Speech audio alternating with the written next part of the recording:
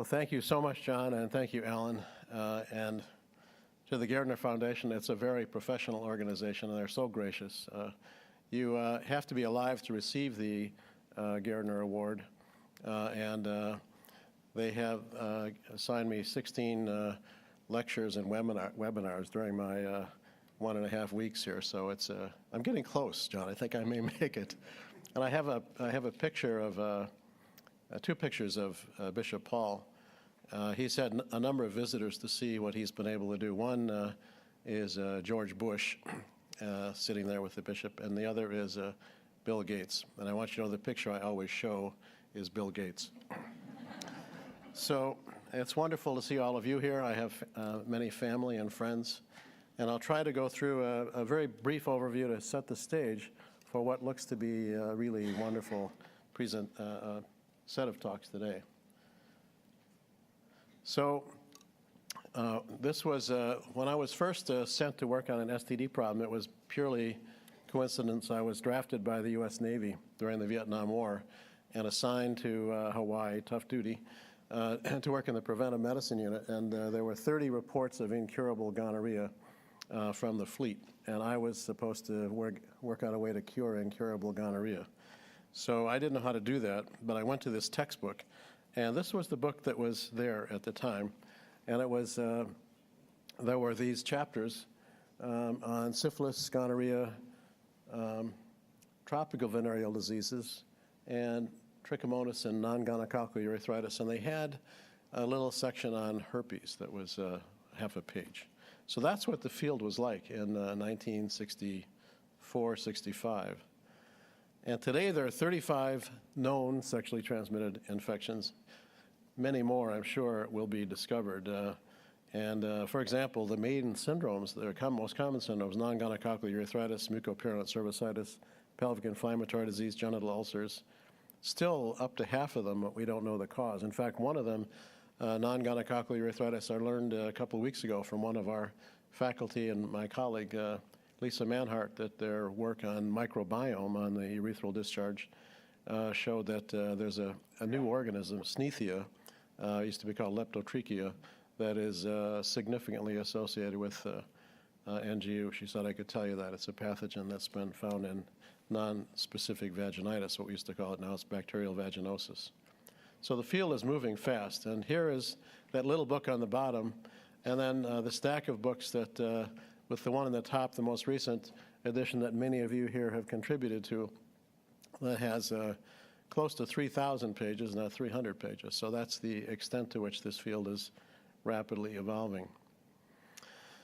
So I'm going to quickly take you through the sort of eras of sexually transmitted infections. And many of you know this as well as I do, but it's a quick review.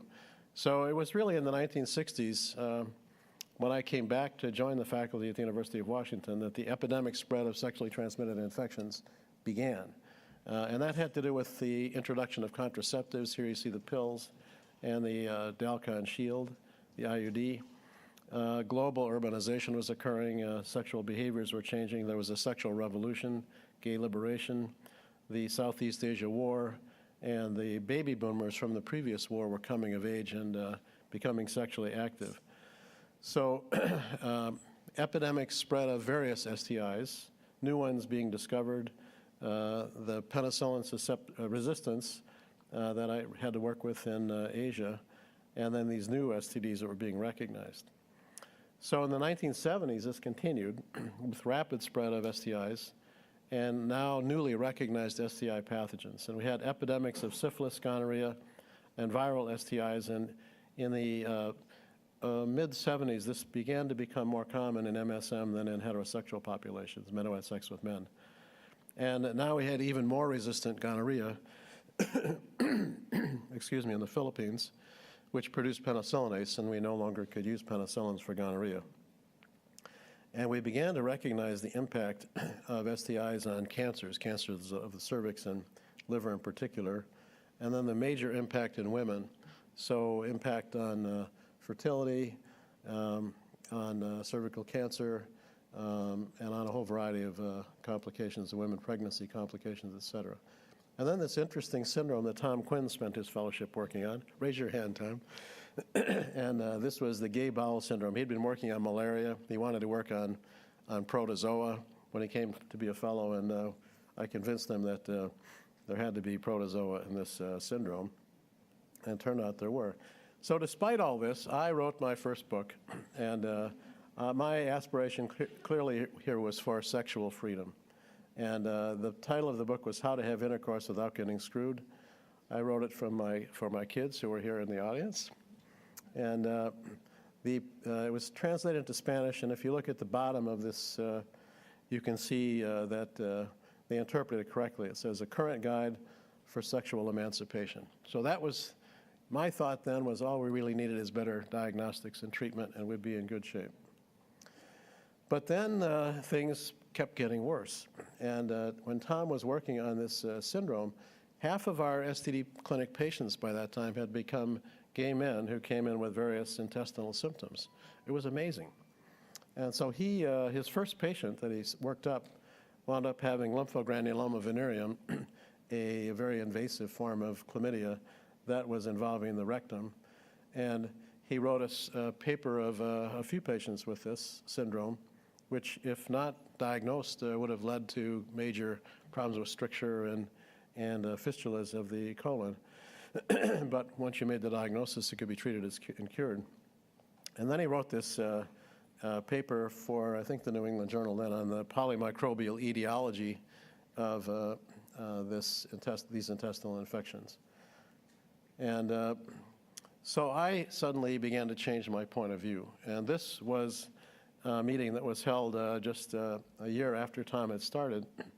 And this was a quote from the organizer of the meeting. This was a group of gay physicians, and my friend David Ostro quoted me as saying, and I never would have said this earlier, that we needed to shift to behavioral and sociological factors that were driving STDs because the tools that we had available weren't working sufficiently anymore. And that's something I'll come back to again with the message today. So the 1980s to 1996, really, which was the pre-heart era, is when AIDS really appeared in 1980-81 with pneumocystis and then with Kaposi sarcoma. This was initially called gay-related immunodeficiency syndrome, or GRIDS. And HIV incidence began to rise globally. Excuse me. And then with the rise of AIDS, heterosexual and gay sexual behavior began to change, and STDs began declining in the mid-'80s, especially in MSM, in the developed countries. And genital ulcer disease, in the early studies in Kenya, both in, and this was partly with Manitoba colleagues and partly with the University of Washington colleagues, we found that both in women and in men seen in STD clinics that genital ulcer disease was highly associated with HIV infection. It raises the question as whether we could do something about genital ulcer diseases and lower the rates of transmission of HIV. So WHO guidelines came out in the early 90s recommending syndromic management of genital ulcer disease. You see an ulcer, you treat it with something to cover the ulcers. And that, as I'll show you, proved to be quite effective. Chancroid began to decline, as well as syphilis, and also gonorrhea, which causes a lot of symptoms when it occurs.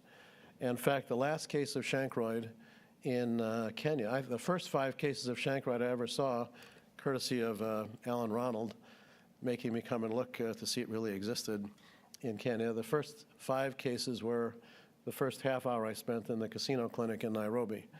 And the last case of chancroid they saw in Kenya was in 1997 because of the effectiveness of syndromic management and behavior change in affecting this.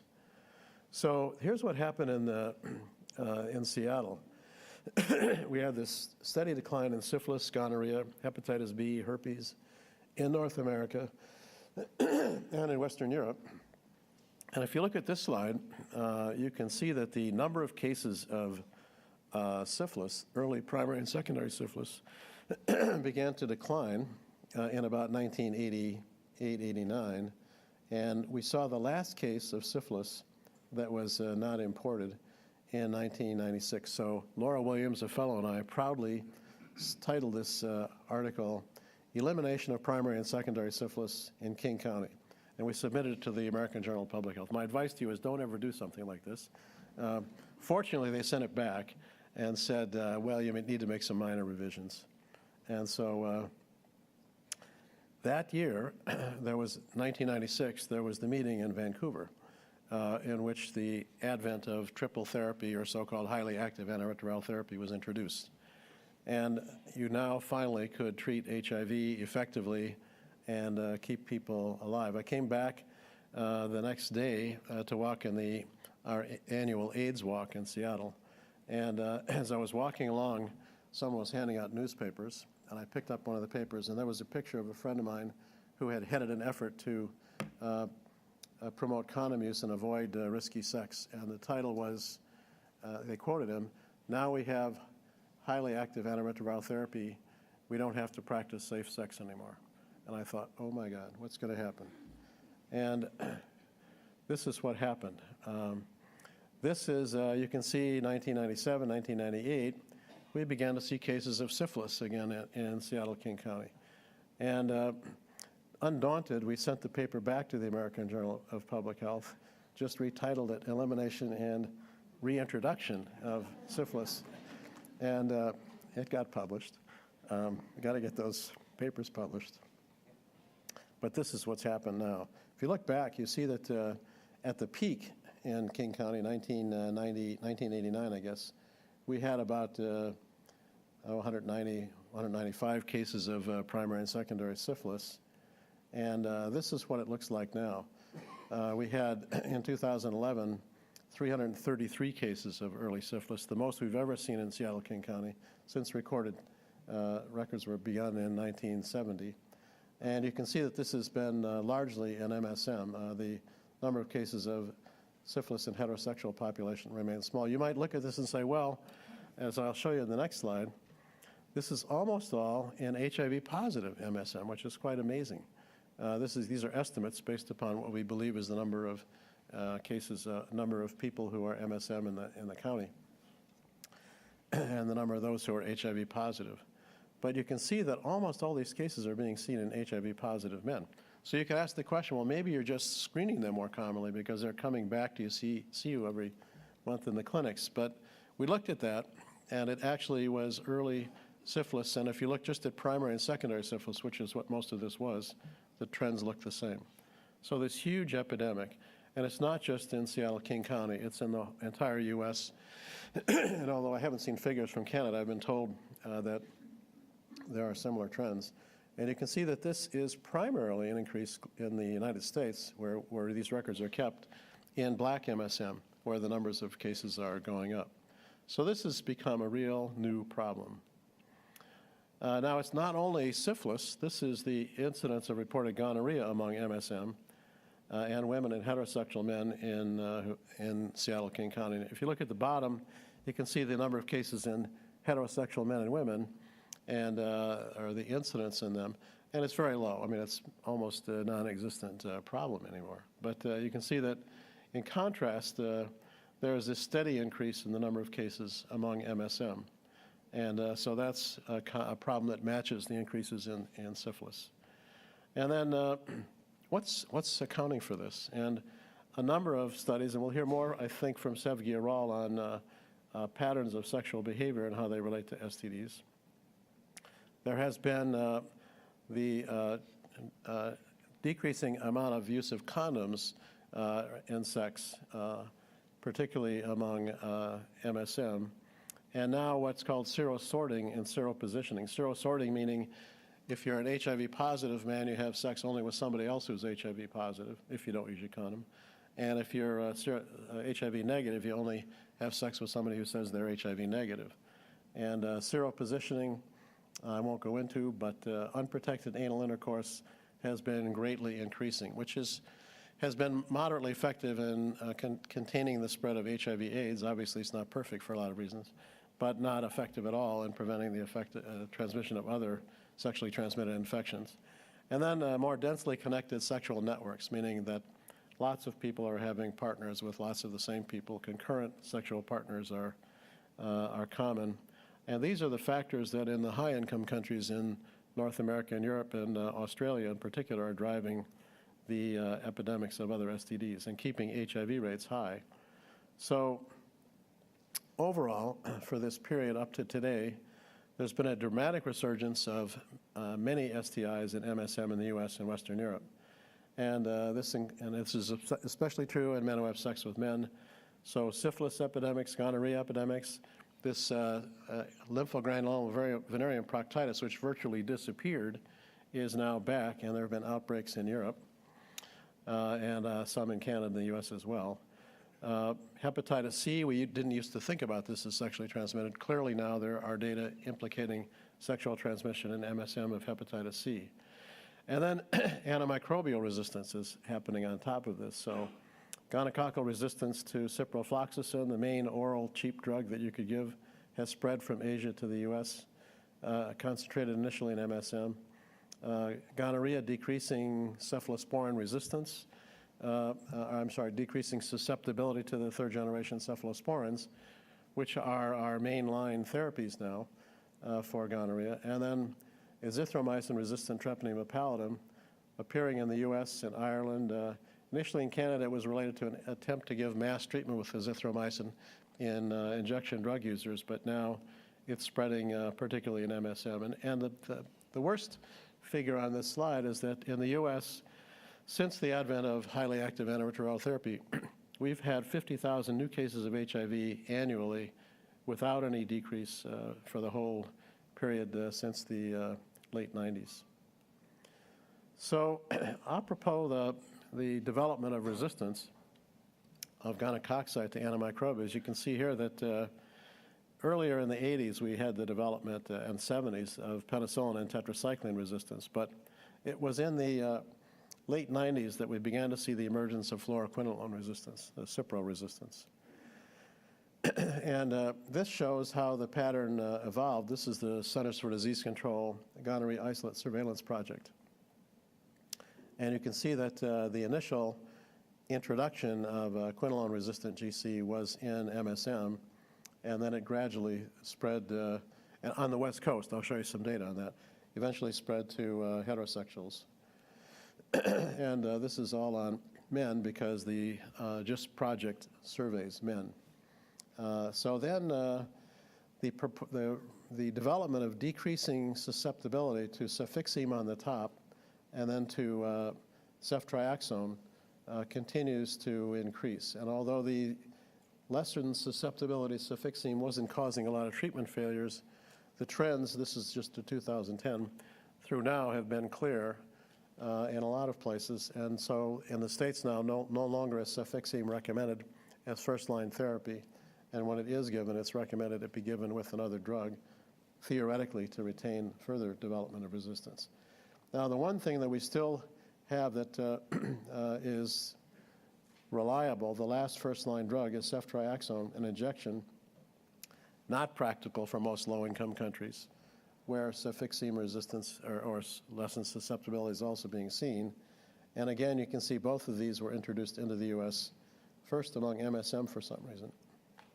And just to show you this, the pattern is that going from left to right, the strains, and this was published in the Annals of Internal Medicine recently, the strains first appear on the West Coast in MSM, and then they spread to heterosexual populations on the West Coast and to MSM in the Midwest.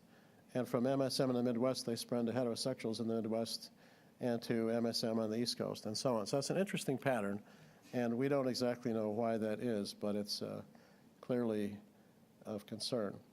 So back in 2010, 2011, it was further known that if you take all of the strains with elevated cefixime minimal inhibitory concentrations, you can see that already 79% then were resistant to the other drugs like tetracycline, the fluoroquinolones, and penicillin. So it's only 20% of them back then that were still susceptible to all of them. So the pattern of a resistance is not only involving these drugs. So What's happening in lower income countries?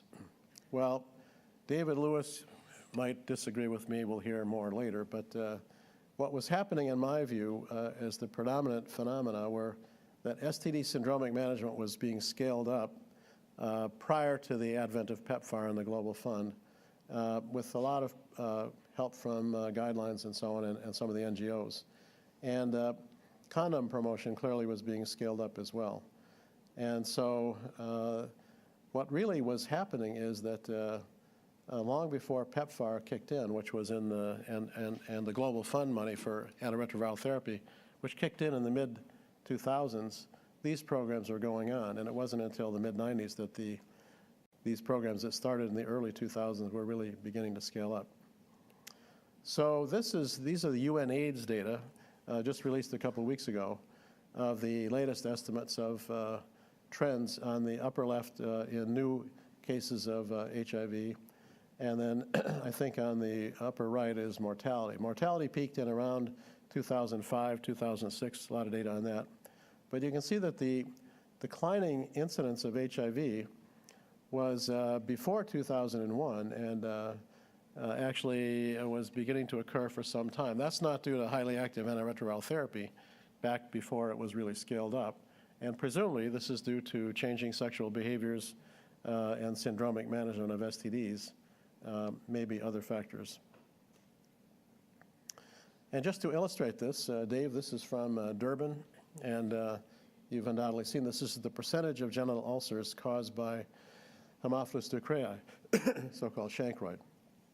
And you can see that, that already by 1998 here, they had dropped from over 50% to almost nothing. And that right now is near nothing. And so this is syphilis in the same setting and already dropping precipitously by the year 2000 and continuing down due to the efforts of a lot of people, but dramatically effective for treponema pallidum. In Kenya, you can see that in antenatal clinic attendees up through 2001, again before scaling up heart began, there was a substantial fall in syphilis and gonorrhea in these antenatal attendees. And this wasn't limited to Africa. Here you can see in Madras, in India, an area where Jamie Blanchard has done a lot of work, and he may comment, but you can see that in the Madras Medical College, now called Chennai, the steady drop of syphilis and the fairly dramatic drop of chancroid as well. And I've seen more recent figures from India that were presented a couple of years ago, and this has been sustained. So 2010, 2011, and you'll hear much more about this from Mike Cohen, but the studies that were done on pre-exposure prophylaxis with antiretroviral drugs and with early administration of antiretroviral therapy early in the course of infection, suddenly we had exciting new data that we could decrease the amount of risk of acquisition with using vaginal gels that had antiretrovirals in them, and then taking antiretrovirals orally among men who had sex with men. Similarly, a decrease in HIV acquisition. And then the dramatic study that Mike will tell us about, the HPTN 052 study, which showed a 96% drop in HIV transmission to a partner when a person started antiretroviral therapy early. This was listed by Science magazine as the scientific breakthrough of the year. And then this was a study, there's Jared Baton's picture from our group, and his he led the study with Connie Kellum of giving pre-exposure prophylaxis with antiretrovirals to the seronegative partner of a couple where one member was infected and the other wasn't. And that showed a 72% drop in infection. And among those who actually had the antiretrovirals in their blood, were taking the medication, there was a 90% drop. And that was listed by Time magazine as one of the top 10 scientific achievements of the year. And then we have another pre-exposure prophylaxis study showing reduction with oral PrEP. So this is what I call the perfect storm, because you have the call for expanded antiretroviral coverage, and for giving not only more people treatment and finding more people who are infected, but giving it earlier in the course of infection, and possibly giving pre-exposure prophylaxis to even larger numbers of people who are uninfected but at risk. And then with that, we have the global recession. We have the omission of STD control from many HIV programs. We now have an estimate from the major funder of let's say AIDS care and prevention, that only 0.18% of the current expenditures is for STD control. Used to be much more than that when things began. And now there's a simultaneous call for a development agenda that's broader than health, and even with the health agenda, getting the money out into things other than HIV, into other areas of health. So here are 8 questions for the future. The first is, what is going to be the impact of scaled-up antiretroviral therapy on ART? And as in the States, okay, thank you. I'll try to get closer. Oh, I see. The question is, STIs have been our indicator for increased risk-taking, and we need more data on STIs as an indicator in low-income countries as well. Is increasing unprotected sex actually occurring? Will STI epidemics accelerate even further in MSM and other populations at high risk? Will the resurgence of STIs again increase transmission of HIV? And what will be the impact of increasing unprotected sex on the emergence of new STIs, like the emergence of HIV in 1980? What will it be? Or will there be new variants of existing pathogens that may be more virulent? And other pathogens have been shown to be of increased virulence when they're spread rapidly. What will be the impact of increasing STI incidence on antimicrobial resistance in STI pathogens, including HIV? Will increasing unprotected sex in the context of scaled-up ART, or PrEP, accelerate antiretroviral resistance? Similar to the emergence of azithro resistance of T. pallidum and multi-drug resistant gonorrhea. And my take on that is, how could this not happen? I think it's almost certain to happen. What can we do to prevent it? Will the combined negative impact of increased unprotected sexual exposure plus reemerging STI epidemics together outweigh the positive impact of increasing ART coverage on HIV transmission? And will local, national, and global resources for STI control continue to decline? In the states, we're seeing decreasing, that more and more STD clinics are closing around the country, and that's already happened in Canada. And so how will this continue when we have emerging resistance and rapid increases in STDs across our country? So the bonus question, to be a little bit more positive, is what can we do to optimize the beneficial effect of the prevention impact of scaling up antiretroviral therapy and still reduce the risks of a negative impact? And so I'm about done. This brings us to the science of complex interventions. And it took me a long time to get all these equations on the board. And this is, sometimes it seems like there's an effort to confuse everybody when these are all described. But Virginia did this with Photoshop. That's really not me there. But today what we're going to do is we're going to hear more about challenges and opportunities for control of 2 of the STDs, the major ones, gonorrhea and chlamydial infection, chlamydia trachomatis. We'll hear about current understanding of sexual behavior and STDs from Sev Gioral. We'll hear about needs and opportunities for new STD diagnostics from Rosanna Peeling. We'll hear about the PREVEN study led by Patty Garcia. We collaborated with that, and it's an integrated complex intervention that has recently been published that had some substantial impacts. And then we'll hear about antiretroviral therapy for prevention from Mike Cohen, and then we'll hear about the end of AIDS from Tom Quinn. I put that in capitals, Tom, with an exclamation point. And then finally we'll hear from Jamie Blanchard, who will talk about program science, which we're sure as hell going to need if we're going to end AIDS and all these other STDs. So thank you very much.